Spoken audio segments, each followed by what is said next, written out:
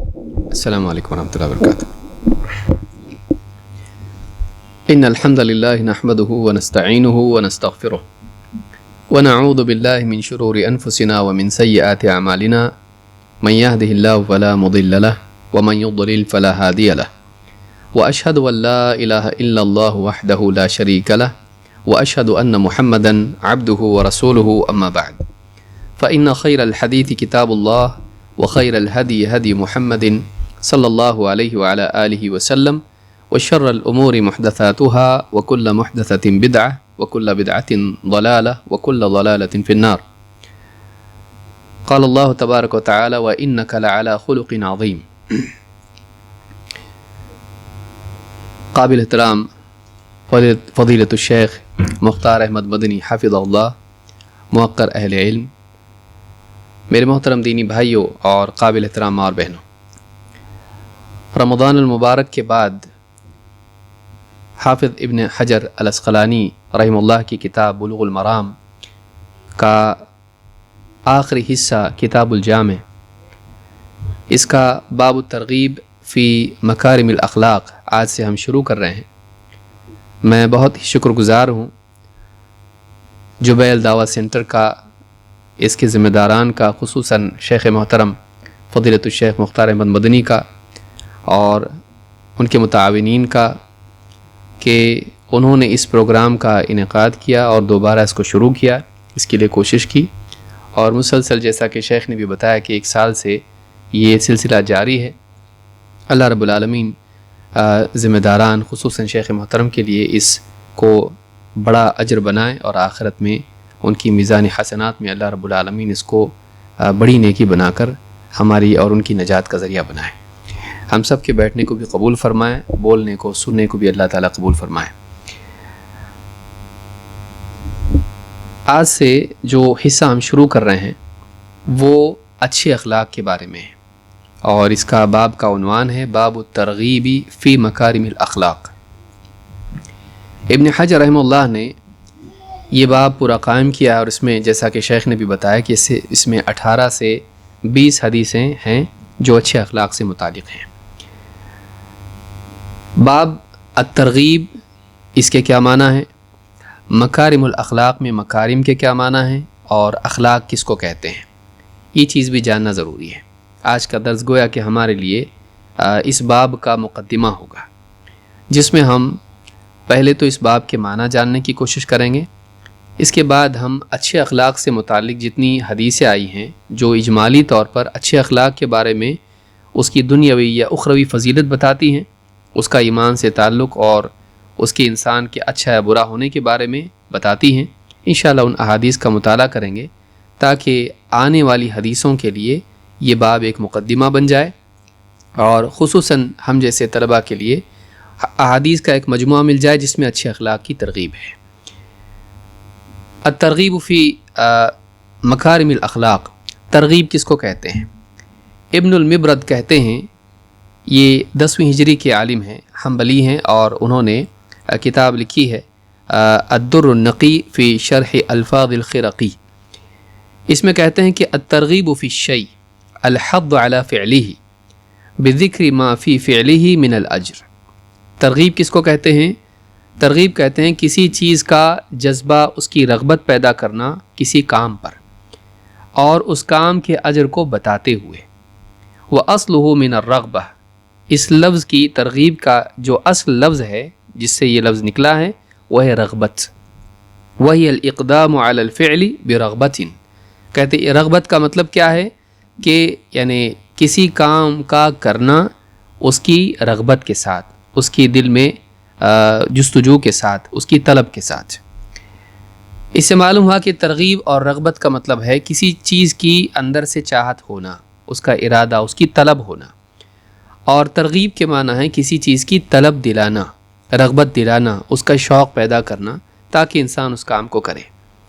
شیخ صالح الفوزان کہتے ہیں الترغیب التفعیل من الرغبت وہی طلب الشیء۔ ترغیب کے معنی کیا ہیں؟ کہتے ہیں کہ یہ لفظ ہے تفعیل کے باب سے ہے، اور یہ رغبت سے بنا ہوا ہے، اور رغبت کے معنی ہے کسی چیز کی طلب ہونا۔ فالرغبۃ فی الشیء طلبہ کسی چیز کی رغبت ہونا کا مطلب یہ ہے کہ اس کی طلب دل میں ہونا، والرغبت عن الشیء ترکہ، اور کسی چیز سے رغبت ہونا کا مطلب ہے کہ انسان کا اس چیز کو چھوڑنا، اس سے بیزاری ہونا۔ تو یہ فی اور عن دونوں کے ساتھ آتا ہے، الرغبت فی الشیء یا الرغبت عن الشیء۔ تو فی کے ساتھ جب آئے کا مطلب ہوتا ہے اس کی چاہت ہونا، اور عن کے ساتھ جب آتا ہے تو اس کا مطلب ہوتا ہے اس کی چاہت نہ ہونا، بیزاری ہونا اور اس کو چھوڑ دینا۔ جیسا کہ اللہ تعالیٰ نے فرمایا وَمَن يَرْغَبُ عَن مِّلَّةِ إِبْرَاهِيمَ عَن إِلَّا مَن سَفِهَ نَفْسَهُ، اور ابراہیم کے دین سے کون بیزاری اختیار کرے گا یا کون اس کو چھوڑے گا سوائے اس شخص کے جو بالکل ہی نادان ہو یا اپنے آپ کو جس نے جہالت میں ڈال دیا ہو۔ اَيْ مَن يَتْرُكُ مِلَّةَ إِبْرَاهِيمَ إِلَّا سَفِيهٌ۔ شیخ صالح الفوزان کہتے ہیں کہ مطلب یہ ہے کہ سوائے کسی جاہل اور نادان کے ابراہیم علیہ السلام کے دین کو چھوڑ کون سکتا ہے؟ ایسا ہی آدمی چھوڑے گا جو جاہل ہے، نادان ہے۔ تو تسہیل الالمام میں جو شرح بلوغ المرام ہے، اس کتاب میں انہوں نے یہ بات کہی، جلد نمبر 6 صفحہ نمبر 278 پر۔ تو ترغیب کا مطلب ہوتا ہے رغبت دلانا، کسی چیز کی دل میں طلب پیدا کرنے کی کوشش کرنا، اور یہ بہت ضروری ہے۔ کیوں؟ اس لیے کہ عمل انسان کو بتا دیا جائے، وہ آدمی عمل نہیں کرتا ہے جب تک کہ اس عمل کی اہمیت اس کے دل میں نہ ہو، اس عمل کی چاہت اس کے دل میں نہ ہو، اس کے پاس کوئی موٹیو ہو کہ میں کیوں کروں یہ کام۔ ایک آدمی تجارت کرتا ہے، ایک آدمی کوئی کام کرتا ہے، پیسے کے لیے دوڑ دھوپ کرتا ہے، کیوں؟ اس لیے کہ اس کے دل میں پیسے کی چاہت ہے۔ جب پیسہ آئے گا تو اس سے بہت ساری چیزیں خرید سکتا ہے۔ اسی طرح سے دینی اعتبار سے ایک آدمی دین کا علم حاصل کرتا ہے، اس کا ایک مقصد ہوتا ہے، اس کی علم کی اہمیت اس کے دل میں ہوتی ہے، اس علم کے نتائج، دعوت، اپنی ذاتی اصلاح، اپنے عقیدے، اپنے عمل کی اصلاح، دوسروں کو دیندار بنانا، یہ اس کے دل میں چاہت ہوتی، تبھی جا کے اس کی اہمیت اس کے دل میں پیدا ہوتی ہے۔ تو کسی چیز کی رغبت کا پیدا کرنا یہ اس کام پر، اس کے کام کے کرنے اور اس پر باقی رہنے کے لیے بہت ضروری ہے۔ ورنہ آدمی 4 دن کام کرتا ہے کسی دباؤ میں، اور جب دباؤ ہٹ جائے تو کام بھی چھوڑ دیتا ہے۔ لیکن جب کسی چیز کی اہمیت دل میں ہوتی ہے تو وہ مخالفتوں کے، رکاوٹوں کے باوجود اس کو کرتا ہے، کیونکہ اندر سے طلب ہوتی ہے۔ لہٰذا قرآن کریم میں اور احادیث میں نیک اعمال کی ترغیب آپ کو خوب ملے گی۔ اسی لیے آپ دیکھیں گے کہ حافظ منذری کی مستقل کتاب ہے الترغیب والترہیب، اور 5 جلدوں میں یہ کتاب ہے، جس کی 3 جلدیں صحیح احادیث پر مشتمل ہیں اور 2 جلدوں میں ضعیف حدیثیں ہیں۔ تو آپ سمجھ سکتے ہیں کہ 3 جلدیں ہیں موٹی موٹی، جن میں اعمال کی ترغیب دلائی گئی ہے اور ترہیب بھی اس میں ہے۔ شیخ صالح الفوزان کہتے ہیں یہ تو ہم نے دیکھا ترغیب کے بارے میں، اب مکارم الاخلاق کا مطلب کیا ہے؟ کہتے ہیں المکارم جمع مکرمہ، مکارم مکرمہ کی جمع ہے، مکرمہ ایک، مکارم کئی۔ والشیء الکریم، اس کا مطلب کیا ہوتا ہے؟ ایک شرف والی چیز، ایک شرف والی چیز۔ هو الشیء النفیس الطیب، مکرمہ کس کو کہتے ہیں؟ ایک ایسی چیز جو نفیس ہو، طیب ہو، اچھی اور عمدہ چیز ہو، اعلیٰ چیز ہو، پاک چیز ہو، عمدہ ہو۔ والاخلاق جمع خلق، اور کہتے ہیں کہ اخلاق جمع ہے خلق کی، خلق ایک ہوتا ہے اور اخلاق اس کی جمع ہے۔ وهو ما تحلى به الانسان من الصفات الحمیدہ، اور اخلاق کا مطلب یہ ہے کہ انسان اچھی صفات سے مزین ہوتا ہے، اس کو اخلاق کہتے ہیں، خلق کہتے ہیں۔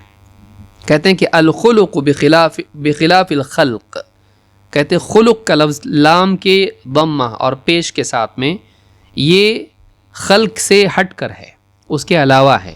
خلق خا کے فتحہ کے ساتھ، زبر کے ساتھ، اور لام کے جزم کے ساتھ ہوتا ہے۔ تو خلق اور خلق میں فرق ہوتا ہے۔ کہتے ہیں کہ الخلق بالفتح ھذا للصورۃ الظاہرہ، خلق کسی کا ہے تو انسان کی ظاہری صورت کو کہتے ہیں، چہرہ ہے، اس کا ہاتھ پاؤں ہے، اس کے جسم کا حصہ ہے جو لوگوں کے سامنے ہوتا ہے، یہ خلق ہے، بناوٹ، جسم۔ اور کہتے ہیں کہ وہ اما الخلق فهو للصورۃ الباطنہ للانسان، اور کہتے ہیں جہاں تک کہ خلق کا معاملہ ہے یہ انسان کی باطنی صورت کو کہتے ہیں۔ تو اس اعتبار سے دیکھا جائے تو انسان کے وجود کے 2 حصے ہیں، ایک اس کا ظاہر ہے، ایک اس کا باطن ہے۔ ظاہر کی بھی اپنی ایک صورت ہے اور باطن کی بھی اپنی ایک صورت ہے۔ جو ظاہری صورت انسان کی ہے اس کو خلق کہتے ہیں، اور جو باطنی صورت ہے اس کو خلق کہتے ہیں۔ تو ایک انسان کا جسمانی وجود ہے اور دوسرا انسان کا اخلاقی وجود ہے جو اس کے اندر ہوتا ہے. اس کی اپنی ایک شخصیت ہوتی ہے. جسم کے ڈھانچے کے علاوہ اس کی اپنی ایک شخصیت ہوتی ہے. یہ اس کا اخلاقی چہرہ ہے, اس کا اخلاقی وجود ہے. اور شیخ صالح فوزان اس تعلق سے کہتے ہیں کہ العبرۃ لیست بالصورۃ الظاہرہ العبرۃ بالصورۃ الباطنہ والتعامل الطیب والسلوک الحسن. کہتے ہیں کہ اعتبار ظاہری صورت کا نہیں ہوتا ہے, اعتبار ہوگا انسان کے باطن کا, باطنی صورت کا, اور اس بات کا کہ وہ لوگوں سے کس طرح سے اچھے سے پیش آتا ہے اور کیسا اچھا سلوک لوگوں کے ساتھ کرتا ہے. وہ لوگوں سے کیسا معاملہ کرتا ہے اور لوگوں سے کیسا سلوک کرتا ہے. تو لوگوں سے اس کا اچھا معاملہ اور اچھا سلوک, اس کا اعتبار ہوگا. کتنا اچھا دکھائی دیتا ہے, کتنے اچھے کپڑے پہنتا ہے, اس کا کوئی اعتبار نہیں. لہٰذا بہت سارے لوگ بہت خوبصورت ہوتے ہیں لیکن ان کا اخلاق برا ہوتا ہے. لہٰذا لوگوں کے دلوں میں ان کی تصویر بدصورتی ہوتی ہے. ان لوگوں کے دلوں میں ان کا جو عکس ہوتا ہے وہ بدصورت ہوتا ہے. اور ایک انسان صورت کے اعتبار سے خوبصورت نہیں ہوتا لیکن اس کے اخلاق اچھے ہوتے ہیں. لہٰذا لوگوں کے دلوں میں اس کی جو تصویر ہوتی ہے وہ اچھی ہوتی ہے. تو اصل اعتبار انسان کی باطنی صورت کا ہے اور اس کی ظاہری صورت کا نہیں. تو باطنی صورت انسان کے اچھے اخلاق سے بنتی ہے. تو یہاں پر یہ بات بہت ہی عمدہ بات شیخ صالح الفوزان حفظہ اللہ نے کہی ہے. یہ ان کی کتاب تسہیل الالمام میں جلد نمبر 6 صفحہ نمبر 278 اور 279 پر ہے. یہاں سوال ہی پیدا ہوتا ہے کہ شیخ امام ابن حجر عسقلانی رحمہ اللہ نے پہلے ترغیب کا باب اور پھر ترغیب کا باب کیوں رکھا؟ پہلے برے اخلاق کے بارے میں بتایا اور پھر اچھے اخلاق کے بارے میں بتایا. ایسا کیوں؟ پہلے اچھی بات بتانا چاہیے, بعد میں بری بات. پہلے بری باتوں کے بارے میں بتایا کہ برے اخلاق یہ ہیں, ان سے بچو. پھر بتایا کہ اچھے اخلاق یہ ہیں, ان کا اہتمام کرو. یہ ترتیب کیوں؟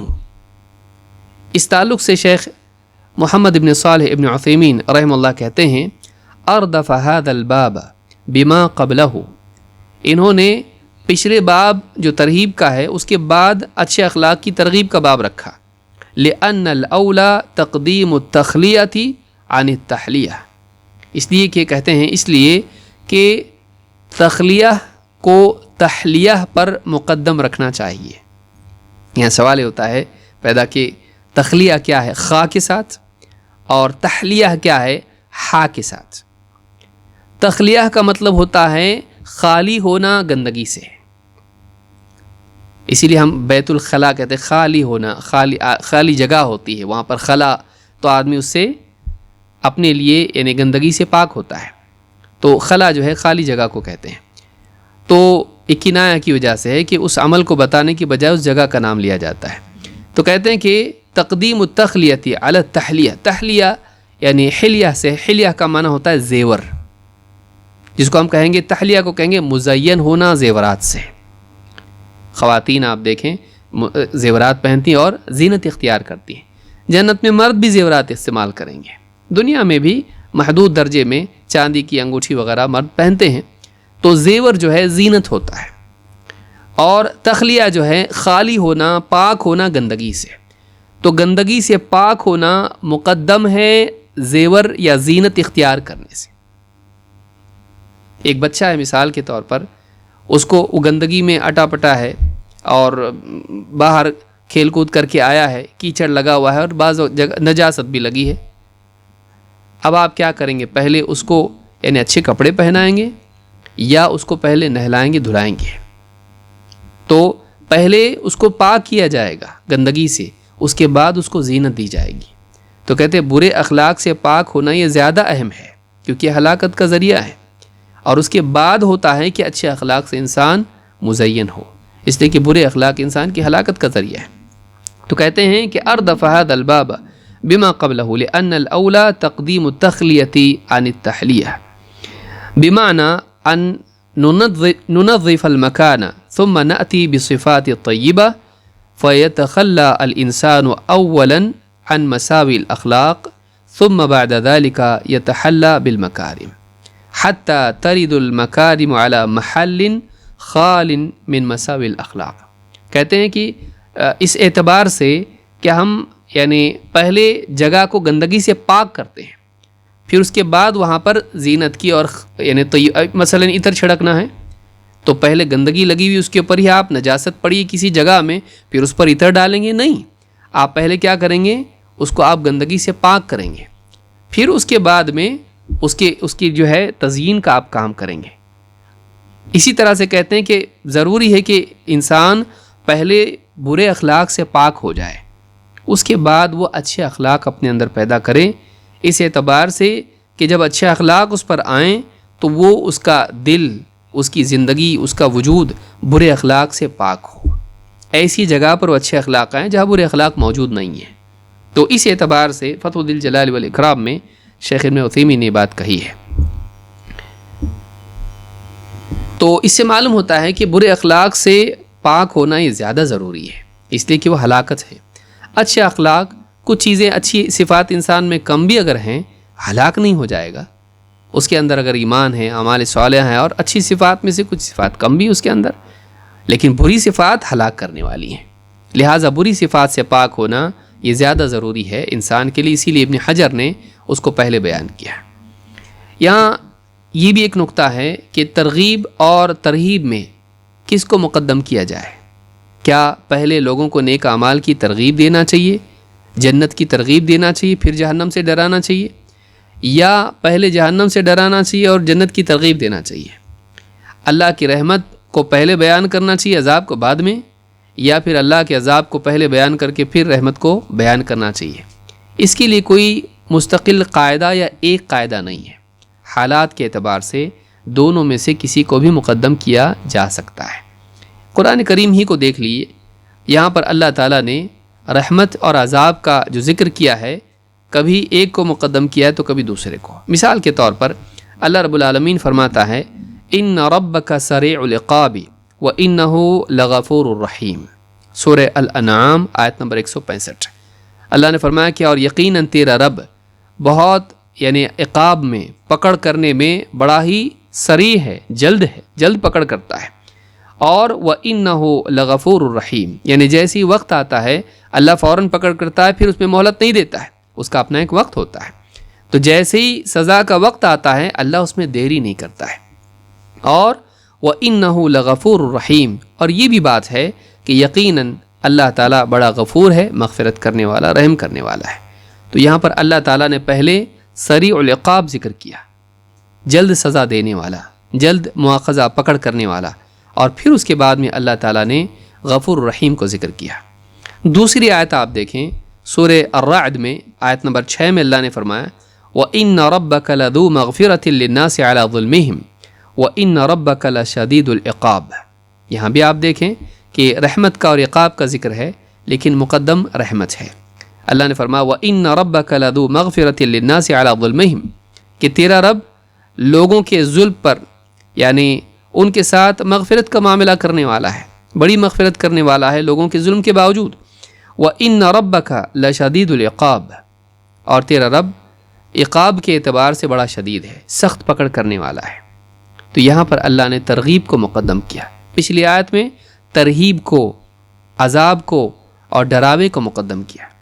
تو اس کا کوئی ایک خاص قاعدہ نہیں ہے، اگرچہ رحمت کو مقدم عام طور سے کیا جاتا ہے تاکہ لوگوں کے دل میں رغبت پیدا ہو، لیکن موقع کی مناسبت سے کسی ایک کو مقدم کیا جا سکتا ہے۔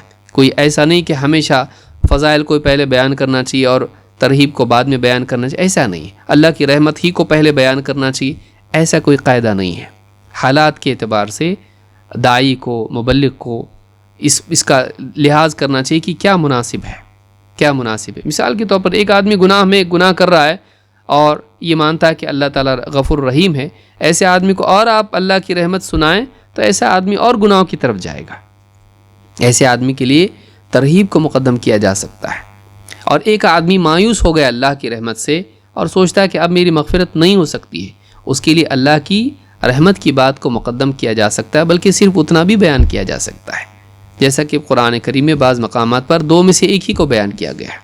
تو یہ بات، یہ اصول کی چیز ہے جس کو یاد رکھنا ضروری ہے۔ اب آئیے آگے بڑھتے ہیں اخلاق حسنہ کے تعلق سے، اچھے اخلاق کے تعلق سے۔ اچھے اخلاق کی اصل کیا ہے؟ کیا ہم لوگوں کو دیکھ کے اچھا اخلاق بنائیں گے کہ اس کو اچھا اخلاق کہتے ہیں؟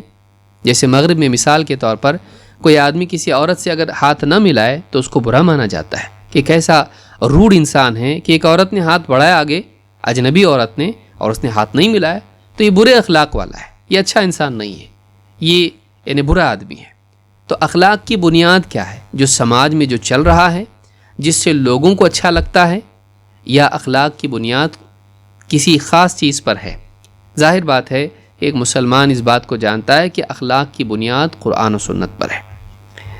قتادہ رحمہ اللہ کہتے ہیں فقلت یا ام المؤمنین، میں نے حضرت عائشہ رضی اللہ تعالیٰ سے پوچھا، اے ام المؤمنین، اے مسلمانوں کی ماں، اہل ایمان کی ماں، انبئینی عن خلق رسول اللہ صلی اللہ علیہ وسلم، ذرا مجھے بتائیے تو صحیح اللہ کے رسول صلی اللہ علیہ وسلم کے اخلاق کے بارے میں، کہ آپ کا اخلاق کیسا تھا؟ قالت الست تقرأ القرآن، حضرت عائشہ نے کہا تم قرآن نہیں پڑھتے؟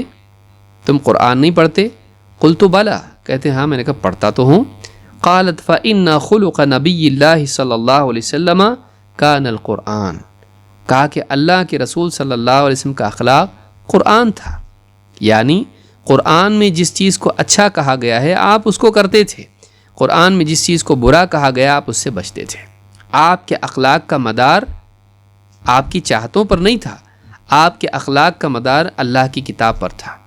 تو جو قرآن میں اچھا ہے آپ نے اس کو اپنایا، جس کو قرآن نے برا بتایا آپ نے اس سے اپنے آپ کو بچایا۔ تو اس سے بات معلوم ہوتی کہ نبی کریم صلی اللہ علیہ وسلم کے اخلاق کی بنیاد بھی قرآن تھی، لہٰذا ہمارے لیے مصدر قرآن ہے اچھے اخلاق کا، اور پھر اس کی تشریح میں اور اس کی تطبیق میں رسول اکرم صلی اللہ علیہ وسلم کی سیرت اور آپ کی تعلیمات۔ صحیح مسلم میں صلاۃ المسافرین میں امام مسلم نے اس کو روایت کیا ہے، حدیث نمبر 746 پر۔ اچھا اخلاق ہے کیا؟ اس تعلق سے عبداللہ ابن مبارک نے بہت کم الفاظ میں اس کو سمیٹا ہے۔ ابن مبارک رحمہ اللہ کہتے ہیں ان کے بارے میں اہل علم نے کہا انہ وصف حسن الخلق فقال هو بسط الوجہ وبذل المعروف وکف الاذی۔ امام ترمذی کہتے ہیں کہ ابن مبارک سے روایت آئی ہے کہ انہوں نے کہا، انہوں نے اچھے اخلاق کی تعریف بیان کی کہ اچھا اخلاق کس کو کہتے ہیں، تو کہا کہ ہوا بسط الوجہ، خوش مزاجی سے لوگوں سے ملنا، کہ انسان کا چہرہ کشادہ ہو، اس کی پیشانی کشادہ ہو، چہرہ اس کا کھلا ہوا ہو، یہ نہیں کہ یوں اس طرح سے چہرہ ہو کہ لوگوں سے ملاقات کرتے وقت میں غصے والا اور ایک دم سکڑا ہوا چہرہ لے کے لوگوں سے ملتا ہے، اور ایک دم بھویں جڑے ہوئے اور اس طرح سے تنگ چہرے کے ساتھ ملتا ہے، نہیں، کہتے ہیں کہ بسط الوجہ، کشادہ چہرے کے ساتھ لوگوں سے ملنا، وبذل المعروف، اور جو بھلائی ہے لوگوں پر خرچ کرنا، علم ہے، اچھی باتیں ہیں، دین کا علم ہے، مال ہے، یا اس طرح کی کوئی بھی چیز ہے جس کو لوگوں پر خرچ کیا جا سکتا ہے، معروف، اس کو لوگوں پر خرچ کرنا، خیر کا لوگوں پر لٹانا، وکف الاذی، اور تکلیف سے لوگوں کو دور رکھنا، چاہے وہ اپنی ہو چاہے وہ دوسروں کی ہو، خصوصاً اپنی ملاقات میں، لوگوں سے اٹھنے بیٹھنے میں اپنے اندر جو برائیاں اور کمیاں ہیں تو ان کمیوں سے، ان برائیوں سے، اس شر سے، ان کانٹوں سے لوگوں کو محفوظ رکھنا، اپنے کانٹوں سے، اپنی برائیوں سے، اپنے شر سے، اپنے نفس کی آگ سے لوگوں کو محفوظ رکھنا۔ تو کہا کہ 3 چیزیں ہیں، کشادہ روی، یہ انسان خوش مزاجی سے لوگوں سے ملے، ان پر خیر کو خرچ کرے، اپنے پاس جو بھلائی ان پر لٹائے، اور 3 اپنے پاس جو برائی ہے، اپنے اندر جو برائی ہے اس سے لوگوں کو محفوظ رکھے۔ یہ سارے اخلاق کی اصل ہے، یہ اس کو کہتے ہیں کہ اچھا اخلاق یہ ہے، حسن الخلق اس کو کہتے ہیں۔ امام ترمذی نے اس کو اپنی جامع میں روایت کیا ہے، حدیث نمبر 2005 کے تحت یہ اثر ہے، تو اس کو انہوں نے وہاں ذکر کیا ہے۔ ابن قیم رحمۃ اللہ علیہ نے کہا کہ سارے اخلاق، اچھے اخلاق، ان کا مدار 4 چیزوں پر ہے، یہ بہت کام کی چیزیں، اس کو یاد رکھنا چاہیے۔ کہتے ہیں ابن قیم اپنی کتاب میں کہتے ہیں وَحُسْنُ الْخُلُقِ يَقُومُ عَلَىٰ 4 أَرْكَانٍ، اچھا اخلاق 4 ارکان پر ٹکا ہوا ہے۔ جیسے آدمی کا گھر ہوتا ہے، 4 پلر اس کے ہیں، اس کے اوپر پورا اس کی دیواریں اور اس کی چھت ٹکی ہوئی ہے، تو باقی بھی چیزیں اس میں ہوتی ہیں، لیکن 4 پلر ہیں جو بقیہ چیزوں کو سنبھالے رکھتے ہیں، پوری عمارت کو سنبھالے رکھتے ہیں. تو کہتے ہیں کہ وہ حسن الخلق یقوم علی 4 ارکان، اچھا اخلاق 4 ستونوں پر ٹکا ہوا ہے. لا یتصور قیام ساقیہ الا علیہا، اور کہتے ہیں کہ ان 4 چیزوں کے سوا کوئی اور چیز نہیں جن پر اس کی بنا ٹکی ہوئی ہو، اس کی جڑ ٹکی ہوئی ہو. الصبر والعفت والشجاعت والعدل. 4 چیزیں کیا ہیں؟ کہتے ہیں نمبر 1 صبر، نمبر 2 عفت، نمبر 3 شجاعت، اور نمبر 4 العدل. چوتھی چیز عدل و انصاف ہے. یعنی پہلی چیز ہے صبر، کہ انسان خیر پر جمع رہے، برائیوں سے دوری پر جمع رہے. تقدیر کے اعتبار سے بھی جو تکلیفیں آتی ان پہ صبر کرے، دین کے احکام ہیں ان پر صبر کرے، منع کی ہوئی چیزیں ہیں ان سے بچنے میں صبر کرے. تو انسان صبر کرے، اپنے آپ کو بچائے رکھے برائیوں سے، اور صبر کرے، جذبات کی رو میں بہہ نہ جائے بلکہ اپنے آپ کو کنٹرول میں رکھے، سیلف کنٹرول جس کو آپ کہیں گے. دوسرا کیا ہے؟ والعفہ. عفت یہ ہے کہ انسان گھٹیا چیزوں سے بچے، گالی، بے حیائی، اپنے آپ کو برہنہ ہونا، اور اس طرح سے عریانیت اور زناکاری اور اس طرح کی جتنی اخلاقی برائیاں ہیں جو یعنی شرمگاہ سے متعلق ہیں، ان سے آدمی اپنے آپ کو بچائے. اور اسی طرح سے مال کے اعتبار سے بھی خیانت اور اس طرح کی جتنی چیزیں ہیں، چوری وغیرہ وغیرہ، دھوکہ، غبن، اس طرح کی جتنی چیزیں ہیں ان سے اپنے آپ کو بچائے. تو یہ 2 چیزیں جو ہیں، اس طرح کی چیزوں سے اپنے آپ کو بچائے رکھنا، بے حیائی سے بچانا، چاہے وہ بے حیائی فحشا جو آیا ہے قرآن میں، دونوں اعتبار سے آیا ہے، زناکاری کے اعتبار سے بھی، مال کے خرابی کے اعتبار سے بھی، ان دونوں اعتبار سے اپنے آپ کو بچائے رکھنا یہ عفت ہے. اور تیسرے شجاعت ہے، بہادری، اسی سے سخاوت جنم لیتی ہے. تو بہادری انسان کے اندر ہو. اور چوتھے، انسان کے اندر عدل ہو، کہ وہ لوگوں کے اوپر ظلم نہ کرے، اور عدل اس کو روکے رکھتا ہے افراط و تفریط سے، کہ بیچ کے راستے پر جمائے رکھتا ہے. نہ وہ غلو کرتا ہے کہ نبی کو بڑھا کے آگے اتنا بڑھا دے کہ اللہ کے برابر کر دے، نہ وہ تفریط کرتا ہے، نہ وہ کوتاہی کرتا ہے کہ پھر نبی صلی اللہ علیہ وسلم کا درجہ نعوذ باللہ گھٹا کے عام انسانوں کی طرح آپ کو کر دے، اس اعتبار سے کہ ان کی نہیں مانے، ان کی بھی نہیں مانے، ایک ہی بات ہے، ہم صرف اللہ کی مانتے ہیں، جیسا کہ منکرین حدیث کرتے ہیں. تو افراط اور تفریط سے بچنا یہ عدل ہے. ساری خوبیاں اس کے ساتھ جڑی ہوئی ہیں. بدعات سے بچتے ہوئے اور آزادی سے بچتے ہوئے شریعت کے مطابق چلنا بھی اسی میں آتا ہے، عدل میں. تو عدل ایک توحید اس میں آتی ہے کہ اللہ رب العالمین کے ساتھ عدل کا معاملہ کرے، ظلم کا معاملہ نہیں کرے، اللہ کا حق کسی اور کو نہ دے. تو اگر غور کریں تفصیل سے ابن قیم نے اس کو سمجھایا بھی ہے.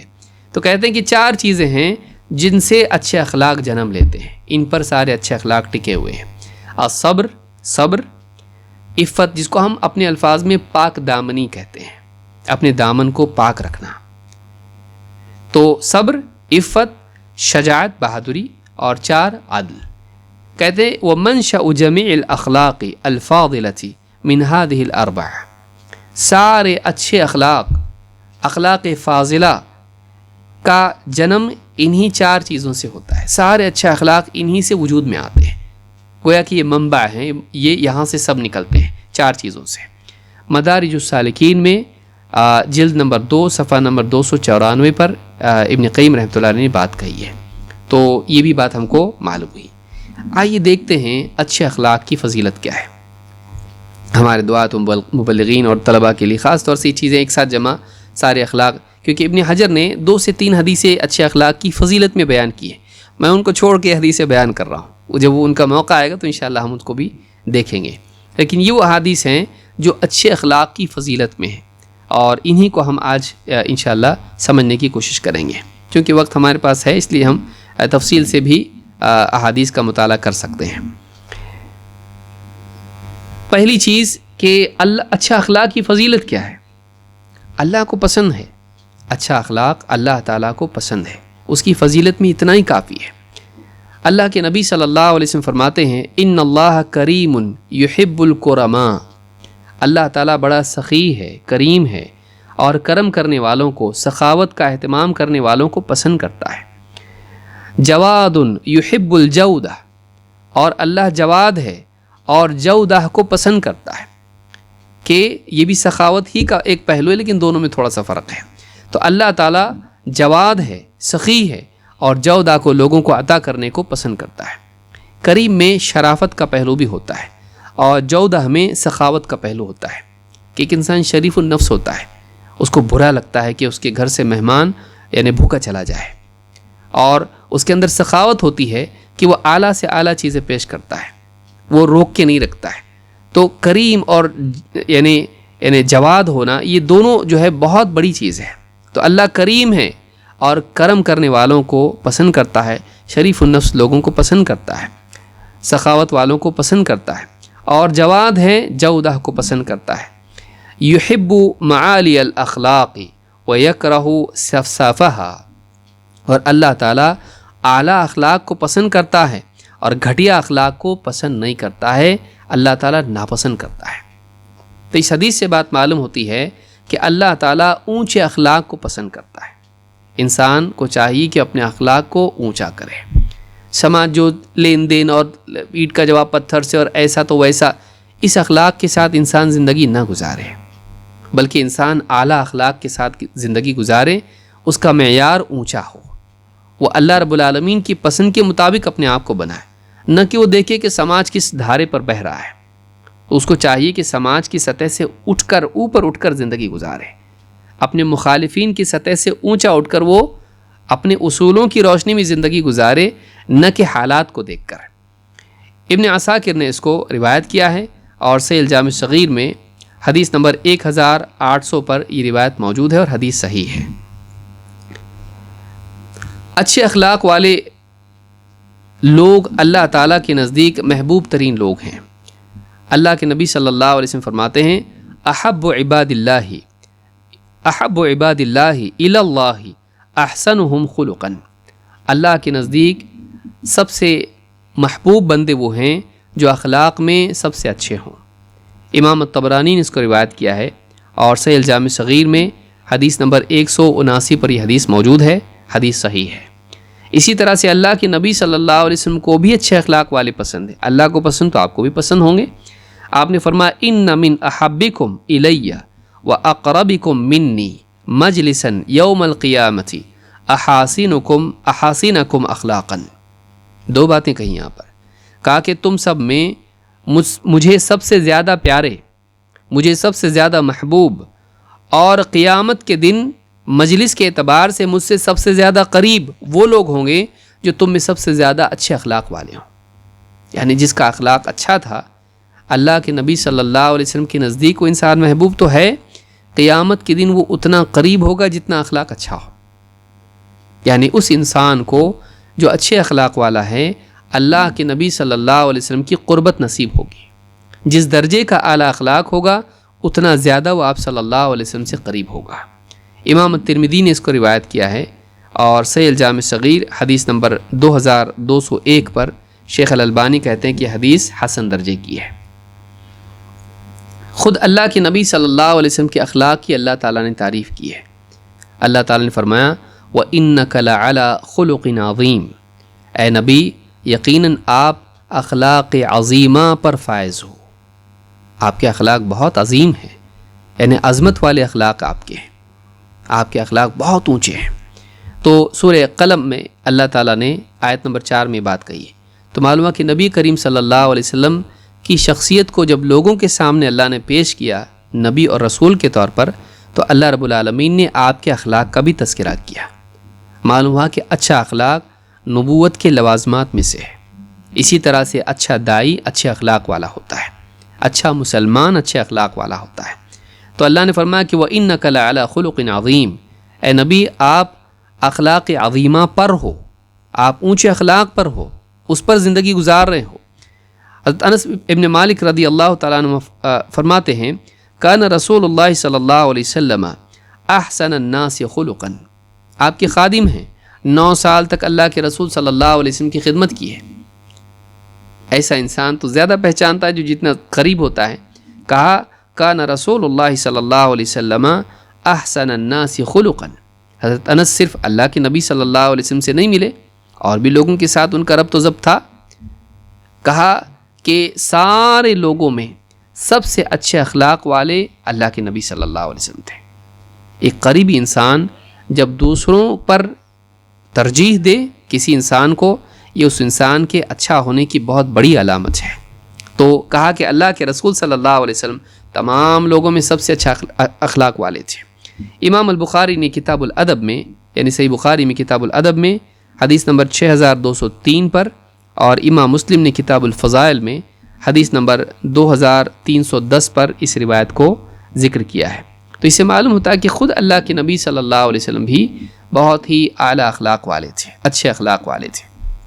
بلکہ اللہ کے نبی صلی اللہ علیہ وسلم کی بعثت اور آپ کی نبوت، آپ کے بھیجے جانے کے مقاصد میں ایک مقصد یہ بھی تھا کہ آپ سماج میں اچھے اخلاق کو قائم کریں اور لوگوں کو بتائیں کہ واقعی اچھا اخلاق کیا ہے، اور جو کمیاں رہ گئی تھیں سماج کے اندر ان کمیوں کو دور کر کے انہیں اچھے اخلاق کی تعلیمات دیں، اور اخلاق میں کامل لوگوں کو بنانے کی کوشش کریں کہ کمال درجے میں اچھے اخلاق کو لوگوں کے سامنے پیش بھی کریں اور رائج بھی کریں، اور اپنے عمل کے ذریعے سے لوگوں کو دکھائیں بھی.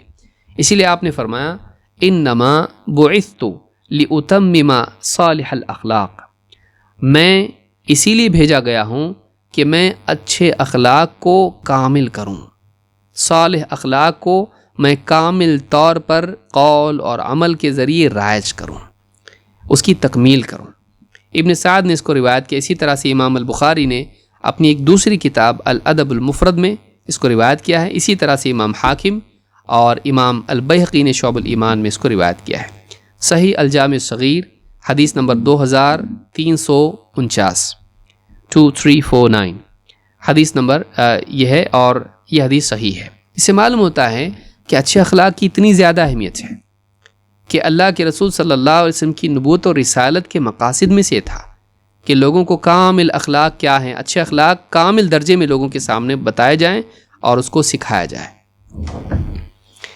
اسی طرح سے اچھے اخلاق کا تعلق انسان کے ایمان سے بھی ہے.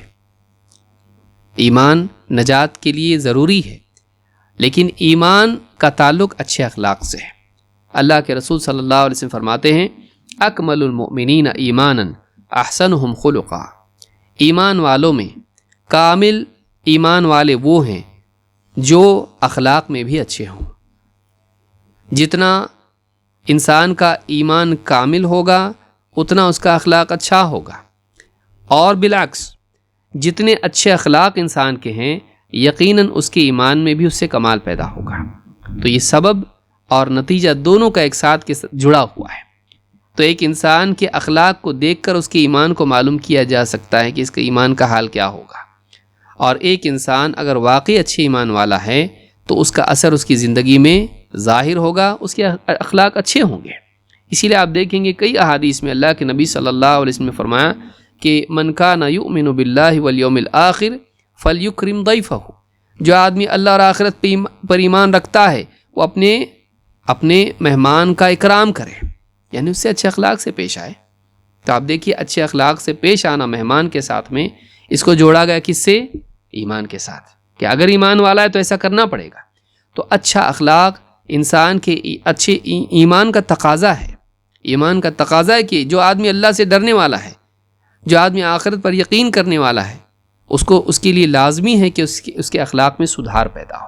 اگر نہیں ہو رہا ہے تو کہیں نہ کہیں ایمان میں کمزوری ہے. تو معلوم ہوا کہ اخلاق کا مدار ایمان پر ہوتا ہے، اور انسان کے ایمان کے پختہ ہونے یا کمزور ہونے کی علامت اس کے اخلاق ہے. کیسا اخلاق ہے اس سے ایمان معلوم پڑتا ہے. ایمان دکھتا تو نہیں ہے، اخلاق دکھتا ہے.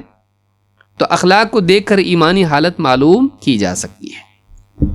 امام احمد، ابو داود، ابن حبان اور حاکم نے اس کو روایت کیا ہے. صحیح الجامع الصغیر حدیث نمبر 1230، اور حدیث صحیح ہے. سارے مسلمانوں میں بہتر وہ ہیں جو اچھے اخلاق والے ہیں. ایمان کا تعلق بھی آپ نے دیکھا. مسلمانوں میں زیادہ اکرام کے لائق کون ہیں، زیادہ اچھے لوگ کون ہیں؟ اللہ کے رسول صلی اللہ علیہ وسلم فرماتے ہیں ان من خیارکم احسنکم اخلاقا، تم سب میں اچھے لوگ وہ ہیں جو چنے جا سکتے ہیں، اعلیٰ لوگ اور خیار اچھے لوگ، اعلیٰ اور عمدہ لوگ وہ ہیں جو احسنکم اخلاقاً، جو اخلاق میں زیادہ اچھے ہیں. جو اخلاق میں زیادہ اچھے ہیں وہ تم میں زیادہ اعلیٰ اور اونچے مرتبے والے ہیں. امام البخاری نے المناقب میں حدیث نمبر 3559 پر، اور امام مسلم نے کتاب الفضائل میں حدیث نمبر 2321 پر اس کو روایت کیا ہے. اسی طرح سے اللہ کے نبی صلی اللہ علیہ وسلم فرماتے ہیں افضل المؤمنین اسلاما من سلم المسلمون من لسانہ و یدہ. ایمان والوں میں اسلام میں سب سے افضل کون ہیں؟ وہ ہیں جن کی زبان اور ہاتھ سے دوسرے مسلمان سلامت رہیں. ان کی زبان سے وہ کسی کو تکلیف نہ دیں، گالی دینا، تہمت لگانا، دل دکھانے والی بات کرنا نہ کریں. ہاتھ سے تکلیف نہ دیں کہ ان کے خلاف کچھ ٹائپ کر کے فیس بک پہ اور ان کے خلاف کچھ لکھ کے ایسا بھیج دیا، لوگوں میں ان کی تشہیر کی، ان کے تعلق سے ان پہ تہمت لگا دی، یا ہاتھ سے کسی کو ضرب پہنچائی، اس کو نقصان پہنچایا، مارا پیٹا یا قتل کیا، یا اس کا مال چھینا، یا جو بھی اس طرح سے ہاتھ سے اس کے ساتھ برائی کی. تو تم میں سب سے افضل وہ ہیں ایمان والوں میں اسلام کے اعتبار سے جس کی زبان اور ہاتھ سے دوسرے لوگ سلامت رہیں. وَأَفْضَلُ الْمُؤْمِنِينَ إِيمَانًا أَحْسَنُهُمْ خُلُقًا. اور ایمان والوں میں ایمان کے اعتبار سے افضل وہ ہیں جو ان میں اخلاق میں اچھے ہوں. وَأَفْضَلُ الْمُهَاجِرِينَ مَنْ هَاجَرَ مَا نَهَى اللَّهُ تَعَالَى عَنْهُ. اور مہاجرین میں افضل وہ ہیں جو ان چیزوں کو چھوڑ دیں جن سے اللہ نے منع کیا ہے. وَأَفْضَلُ الْجِهَادِ مَنْ جَاهَدَ نَفْسَهُ فِي ذَاتِ اللَّهِ عَزَّ وَجَلَّ. اور سب سے افضل جہاد یہ ہے کہ ایک انسان اللہ کی خاطر اپنے نفس سے جہاد کرے. اللہ کی خاطر، اللہ کے باب میں، اللہ کے تعلق سے، اللہ کے حکموں میں، اللہ کے دین کے معاملے میں، اللہ تعالیٰ کی شریعت کے تعلق سے اپنے نفس سے جہاد کرے، اپنے نفس کو تابع کرے اللہ کے حکموں کا. سب سے افضل جہاد یہ ہے. تو یہاں پر معلوم ہوا ایمان کے اعتبار سے، اسلام کے اعتبار سے، ہجرت اور جہاد کے اعتبار سے افضل کون ہے؟ وہ جن کے اخلاق اچھے ہوں. امام الطبرانی نے اس کو روایت کیا ہے صحیح جامع صغیر حدیث نمبر 1129 اور حدیث صحیح ہے. چلیے آگے بڑھتے ہیں.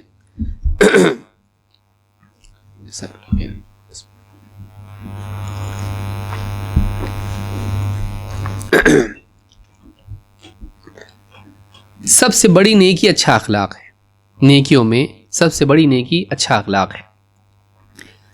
النواس ابن سمعان رضی اللہ تعالیٰ عنہ فرماتے ہیں سألت رسول اللہ صلی اللہ علیہ وسلم عن البر والاثم.